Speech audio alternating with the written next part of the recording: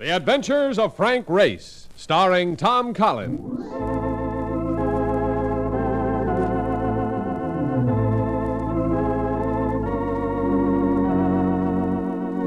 The war changed many things, the face of the earth and the people on it. Before the war, Frank Race worked as an attorney, but he traded his law books for the cloak and dagger of the OSS. And when it was over, his former life was over too. Adventure had become his business. The Adventures of Frank Race.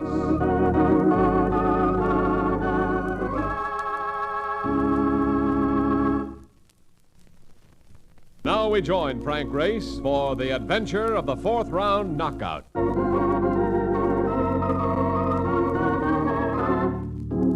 If it ever came to a war between Brooklyn and the rest of the world, I'd be tempted to bet on Brooklyn.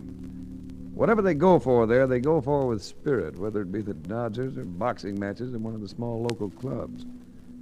Mark Donovan, a native son, had dragged me over to one of the clubs to see a young heavyweight on the way up the ladder.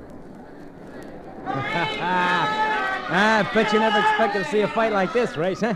Look at him there in the corner, fresh as a daisy. Go on, kill him this round, Freddie, kill him! And that boy of yours is a rough customer. Freddie? Sure. Used to be a longshoreman before Mike Lang picked him up. Mike used to push a cab before he became a fight manager. Well, I'll admit I never saw a fight like this one before. Tell me, Marcus, haven't they ever heard of the Marcus of Queensbury? No. Who's he? I'll tell you later.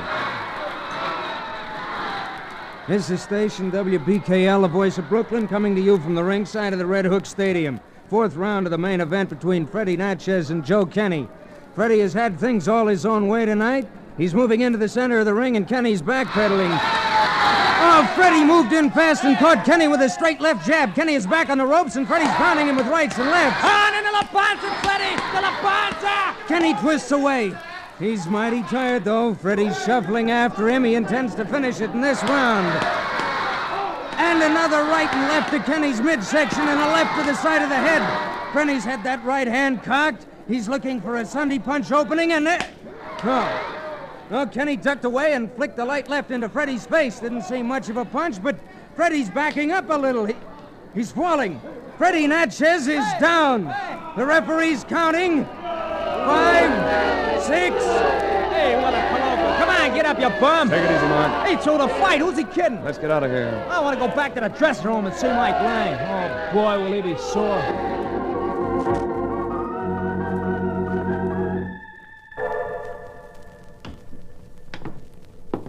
I wish Mike would come out or let us in or something. He said he'd be out as soon as the doctor got finished with Freddie. Doctor?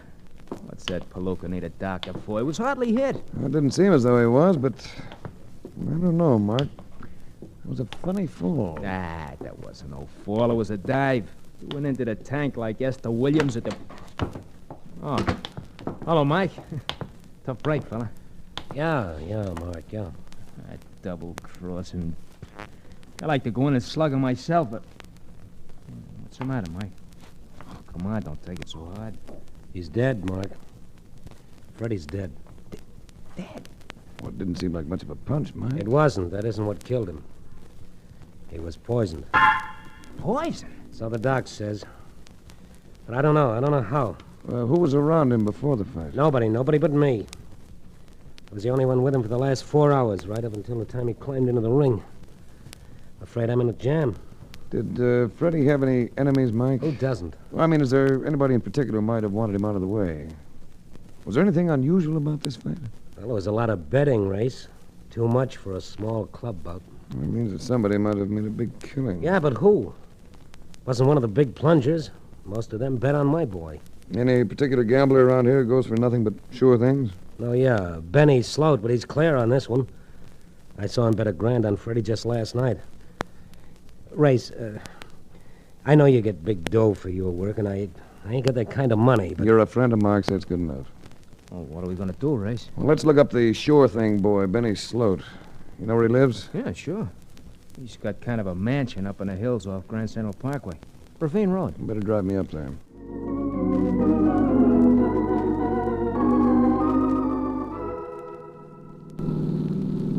Benny Sloat. I seem to connect that name with recent headlines, Mark. Yeah. He got a big splash, something about fixing a favorite at the track. The horse lost, and they say Benny raked in 100 G's. Oh, here's Ravine Road now. Better lock the door on your side, Race. Lock it? Why? Pretty narrow road. A lot of sharp turns. Yeah, I see what you mean. Yeah. I know the road pretty good, though. Used to drive Benny around a lot before he got that foreign guy so nuts about. Canary yellow job. Sounds like it makes gambling pay well. Oh, brother, you can say that again. Hey, turn my rear vision mirror up, will you? Right. That okay? Yeah. Guy behind us has his brights and a spotlight going to a blinding. Perfect vision's mandatory on this road. The man with the spotlight seems anxious to pass us. He can't. Too narrow, too many cars. I'll let him by when we come to a straightaway in the road. He isn't waiting, Mark. He's coming around us. Hey, look out! Just screwballing out! I'm gonna get that guy, Race. Yeah. I'd like to say a few words to him myself. Be able to follow his taillight as soon as we make up some ground. We're making it fast. There's the light now. Yeah, we're getting Curb sign there. it. Let's see it. There's the car. Good. I'm gonna push right in his baby's tail until he stops. Light's deceptive, Mark, but that car seems to be bright yellow. Hey, it is. That must be Benny Sloat's job I told you about. It seems to be slowing down. Yeah, he knows we're tailing him. Probably scared stiff. He's stopping. And so are we. Brother, here's where I read the riot act to this character. Well, I'd like to add a few words of my own. Oh, yellow rat. He may be getting out of his car. Well, probably wants to hear what we have to say first. That's pretty dangerous driving you did back there, friend. What was your hurry? Yeah, Benny, what's the idea? You want to kill somebody with a... Never mind, Mark. Never mind, when a guy Oh. I guess we have nothing to say to Benny Sloat after all. Yeah, but Race, we followed this guy over a winding road doing better than 60. We were less than 30 feet behind him. He's alone in a car. I know all that, Mark, but just the same, Benny Sloat's dead.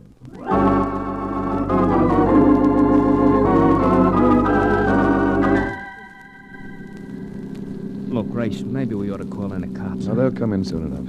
I'd like to clear Mike Lang before any arrests made. All right, you're the boss. Here's Benny Sloat's house now. Come on, I should come in with you. No, you make the rounds of the gambling hangouts. See if there's any talk floating around about the fight, the gambling part of it. Right. Then go back to my apartment and wait for a call from me. Mark drove off, and I studied the exterior of the house that sure things built. It was in excellent taste. Plenty of glass and brick. Much bigger than it seemed at first glance. I decided to see if the interior matched.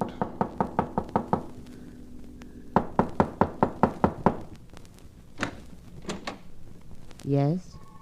One look at the woman in the doorway was enough to tell me who had provided the aspects of good taste in the life of the late Benny Sloat.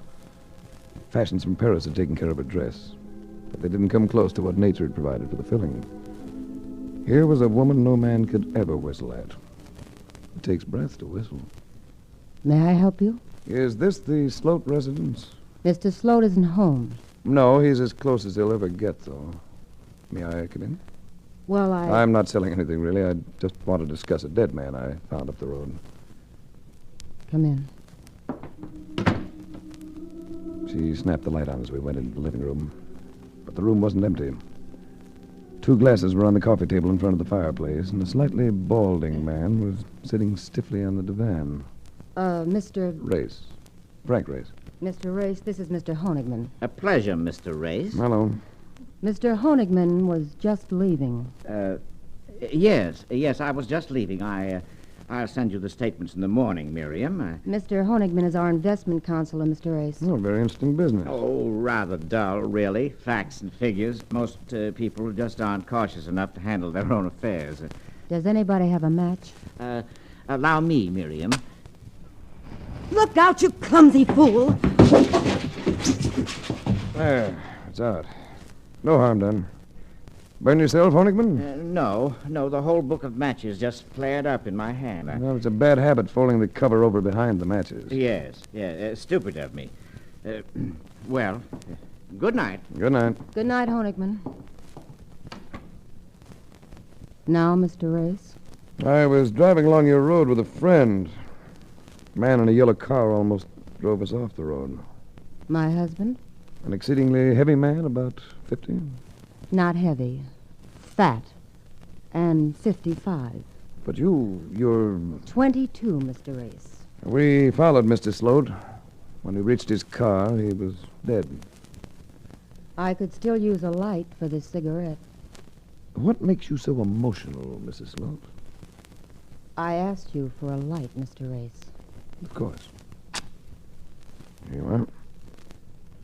You'll forgive me for being so old-fashioned about dead husbands. Thank you for the light. Oh, you're welcome. Now shall I mix us a few martinis and get some dance music on the radio? You needn't be sarcastic, Mr. Race. My husband's death is not unexpected, and it's neither a shock nor a loss. Why not unexpected? Well, he's had a very serious heart ailment for many years. Well, that could do it. But I don't think so. You see, I've had a sneaking suspicion that's grown a bit stronger since I came in here. What do you mean? I think your husband's been murdered, Mrs. Sloat. Just as Freddie Natchez was murdered in the ring a few hours ago. Oh, You ought to put on some fresh makeup. You're pale. Your hand's shaking just a little. well, isn't that understandable with my husband dead? He was dead when I lit your cigarette a moment ago. It must have been his heart, Mr. Race. What motive? Motive? Well, let's take yours, for instance. Mine? You obviously hated him. Well, so did a lot of other people. Yeah, I'll take your word for that. Benny made my life miserable. I had orders to stay away from other people, men or women. I wasn't even allowed to let anybody into the house unless he was home. Including Honigman. Oh, Honigman's different. Not the romantic type, huh? Benny was a jealous fool.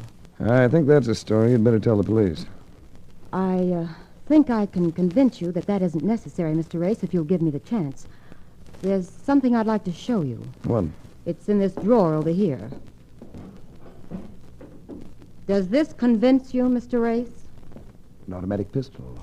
Well, that's always convincing. I'm not going to have you involving me in this. Do you understand?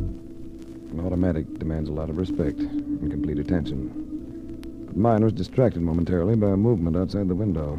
You needn't look for help, Mr. Race. This house is quite isolated. I know it is. You said your husband had enemies. Do you have a choice few of your own? Why? May be very important to know in the next few moments. Do you know how to use that cannon you're pointing at me? I assure you, I'm an expert. Let me have a demonstration. Do you think you can hit that lamp, put it out quickly? What are you getting at? I'm not sure, but I think I'm trying to save your life. Don't look now, but there's a man outside in your garden. No, don't turn. He has a rifle, I think. Harry Connors. I don't know if he's going to shoot you or me. If it's you he's after, it might be to your advantage to get rid of that light.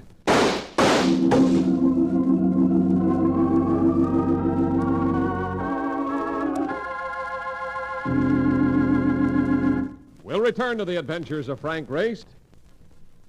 Now back to the adventures of Frank Race. Miriam Sloat fired a split second before the man outside the window had let go with his rifle. And I dived to the first sound, dropping her to the floor behind the van and away from the window. We found each other in the dark. You all right? Yes. That was a good shot. I'll crawl over behind the sofa. What are you going to do? Wait. Until your Harry Connors comes in and see if he hit anything. That's him. Will you gamble on something? What? There's no point in risking a shooting match in the dark. Give me time to crawl part way to the door, then throw your gun at the window. All right. Miriam? Miriam? I hear you in there. Answer me. Miriam! Well, nice work, Miriam. All right, turn on the light. He was going to kill me, wasn't he? He certainly didn't come courting you, young widow. I suppose you tell me who Harry Connors is. Because he's coming to it and may get very busy around here again. Harry and I were engaged before I married Benny. He introduced us. Well, how did he come to know Sloat? Harry used to make bets for Benny when Benny didn't want other people to know his money was up. When was the last time? Just before Benny and I were married, 3 months ago. They had a fight. About you getting married? Yes. Harry said he'd kill both of us. Well, he's ought to keep half his promise. Or maybe finish the last half. You pardon me while I ruin your draperies. What are you going to do? Tie friend Harry up, tuck him away in a closet for a while we enjoy a nice drive in the cool night air. Where are we going? To call my friend Mark Donovan. Pay a visit to a fighter named Joe Kenny who knocked Freddie Natchez out of this world.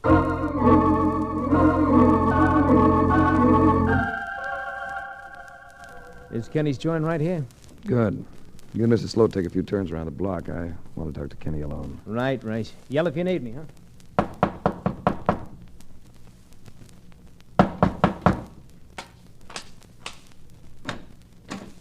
Yeah? Benny Sloat sent me. Come in. Look, Benny wants me to front for him and not just kill him. Tell him I'm not going to do it, the dirty double-crosser. Benny doesn't want you to get excited. Excited? What's the matter? Was he too yellow to come up here himself? I don't want to be mixed up in this. Poison, murder, it ain't my line. Well, something went wrong. Yeah, you can say that again. I'm set up to take a dive in the 6th. And then Freddie curls up and dies on me in the 4th. Well, Benny says you'll get your money back. I better get it back. Every cent I had after 11 years in the ring. I'm too old. I was willing to make one killing, but not the kind Natchez got. All I wanted was dough. All right. Just don't talk and you'll break even. I'll talk, all right, if anybody starts to finger me at the inquest. Benny's too smart. We're all supposed to be betting on Natchez. But I know how he switched his action to me, placing his dough against mine and everybody else's. You bet $1,000 on Natchez. Yeah. I should have gotten wise right then. Benny wouldn't bet one lousy grand on a sure thing. You know him better than that. Or do you? What do you mean? You're not one of Benny's boys. I never saw you before. You're a cop. No, You're a cop. You're trying to frame me. I'll take it easy, Ken. No, you ain't getting me. He came at me like a bull. He was an old fighter, and his reflexes were just trifle slow, but he could hit. Cut me one under the heart, and my knees buckled. But I caught him behind the knees and dumped him to the floor. I ground my heel into his shin as he got up. He jerked forward slightly, and I planted one low in his stomach, and I let him have an elbow on the side of the jaw. And I pounced on him as he fell. All right, now, Kenny. Don't move or I'll break your wrist. All right, cop. You got me. I told you I'm not a cop. I'm investigating for Mike Lang, Freddie's manager. All I want is to save his neck. You on the level? Yeah. Now, can we get back to a normal conversation if I let you up? Okay. You said that you knew that Benny switched his action to you and cleaned up by betting on you to win. Well, Benny's dead. Huh? He's dead? Yes. And the key to his murder, and Freddie's, is the man who placed the bets for Benny. Now, who was it? Well, I don't know for sure. I don't even know his name. Hey, but there was one guy. What did he look like? He was about 5. Here, look out!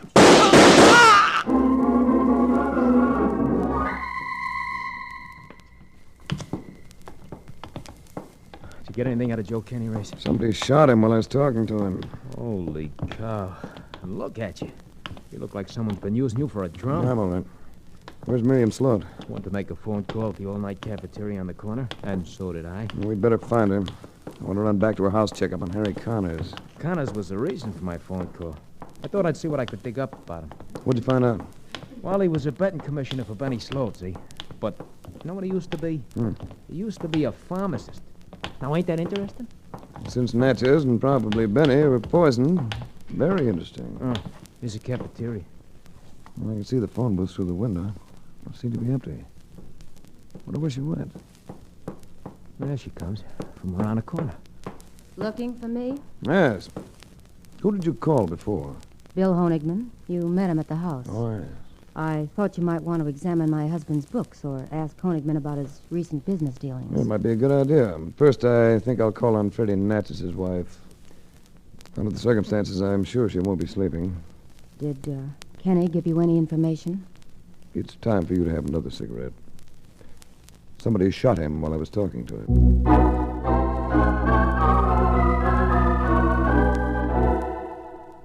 Anybody at all your husband saw just before the fight, Mrs. Natchez? No, only Mike Lang.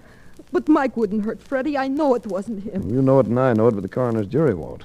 You've got to think. Well, somebody wanted Freddie to throw the fight, but that was earlier in the day. Besides, Freddie said it was just a joke. A joke? Yes. He was a real estate salesman, wanted to sell Freddie a house. Well, did Freddie act strangely before the fight? Different from other times? No, he wasn't so nervous like he sometimes got. Any reason why not? Well, he took something to calm him down. He even took a nap. What did he take? Some kind of a pill. He got it from the real estate fella. He must have took one himself because Freddie asked him if he took vitamins, and he said no, he had a nervous stomach. And then he gave Freddie one of them and told him if he took it just a couple of hours before the fight, he'd feel fine. And it worked, huh? Yeah. It was fine when it left. Thanks. Thank you very much, Mrs. Natchez. Find them. Find who killed my Freddie.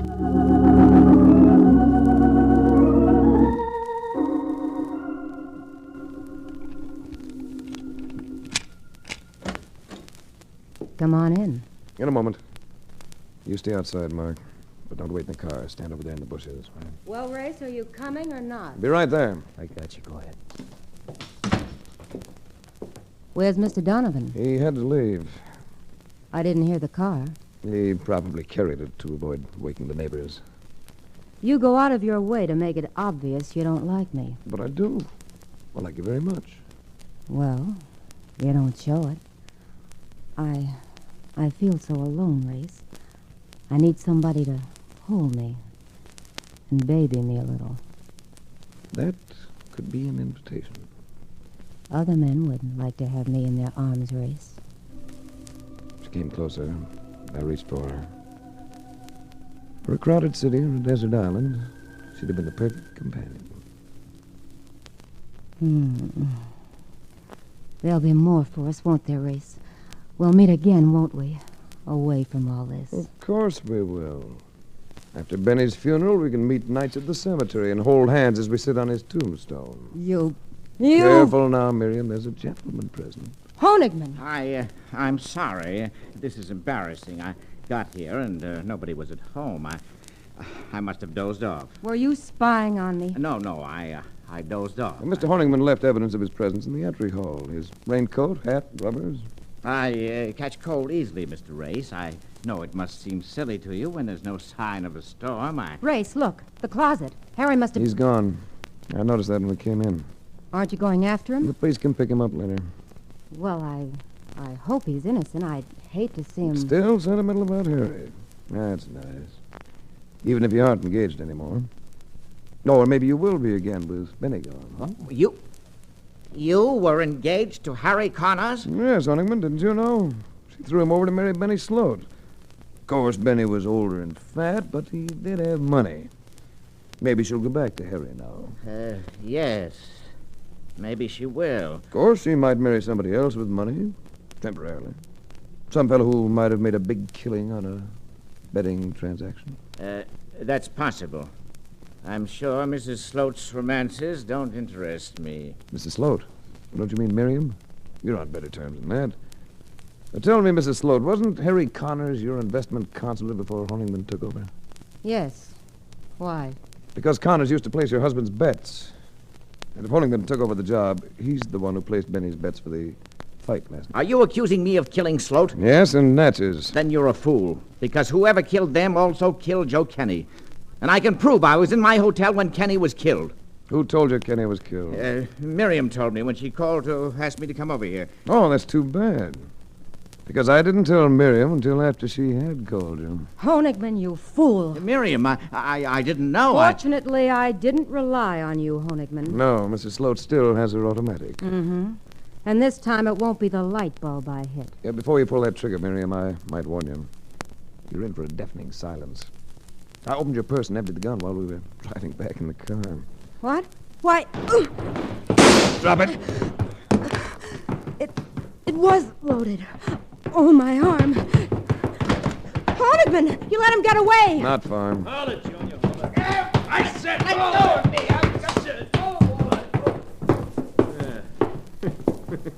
Imagine a guy like that trying to say no to me and my end wrench. Can't get over it, though. Get over what, man? That dame there. Yeah, wildcat. But that sissy little guy, Honigman. Just the victim of a wild love. He wanted the money and sweet Miriam. I can figure how she shot Kenny, but how did she poison the others? Well, he's the type who has a pill remedy for everything. Only he had a few special ones made up for special people. Slow dissolving capsule with a delayed action. Possibly cyanide. I still don't see how you pegged him, though. You don't look like a guy who takes chances. Yeah, but he was.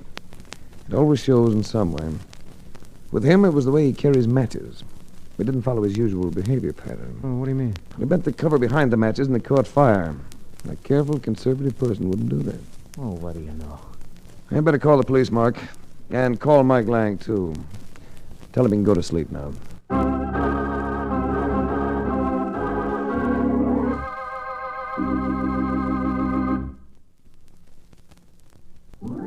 The Adventures of Frank Race, starring Tom Collins with Tony Barrett as Mark Donovan, comes to you from Hollywood. Others heard in tonight's cast were Florence Hallop, Frank Lovejoy, Tom Holland, Michael Ann Barrett, Jack Crucian, and Ted Von Eltz. This series is written and directed by Buckley Angel and Joel Murcott. The music is composed and played by Ivan Ditmars. Be sure to be with us again this time next week for another dramatic chapter in the Adventures of Frank Race. Art Gilmore speaking. This is a Bruce Ells production.